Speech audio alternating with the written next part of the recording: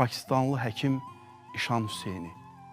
Çox məşhur olan bu həkim bir çox beynəlxalq simpoziumlara, konferanslara qatılır, çıxışlar edirdi. Günlərin birində Pakistanda məşhur bir konferansa yola düşərkən hava şəraiti ilə bağlı olaraq təyyarəsi konferans keçirilən şəhərə yox, yaxın bir şəhərə eniş edir. Və bu hava şəraitinin təyyarəni ildırım vurmasının nəticəsi olaraq Pakistanlı həkim konferansa çatmamaq təhdidi ilə üz-üzə qalır.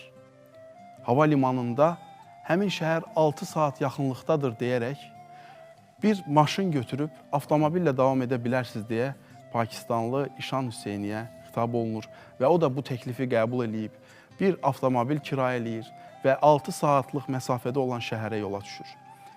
İldırım, şimşək və yağış nəticəsində yolda böyük bir sel, böyük bir su hərəkatının qarşısına çıxır və selin, suyun gəldiyini görərək avtomobili idarə edə bilməyərək bir qəsəbənin kənarında məcbur olaraq dayanır.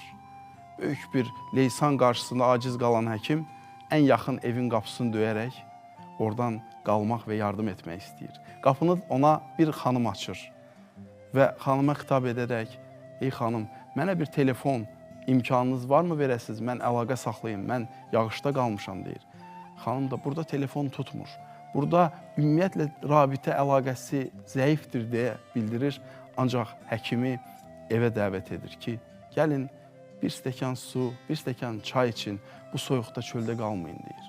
Həkim içəri daxil olarkən beşikdə bir uşağın yatdığını görür. Uşaq hərəkətsiz və xəstə halda idi. Qadına soruşur ki, bu uşağa nə olub? Qadın deyir ki, uşaq xəstələnib, ağır xəstəliyi var və mənə həmişə deyirlər ki, bu xəstəliyin ən yaxşı müalicə edən Pakistandakı İşan Hüseyni adlı bir həkim var, ondur. O, həmin uşağı müalicə eləyə bilər. Pakistanlı həkim İşan Hüseyni heyrətə düşür.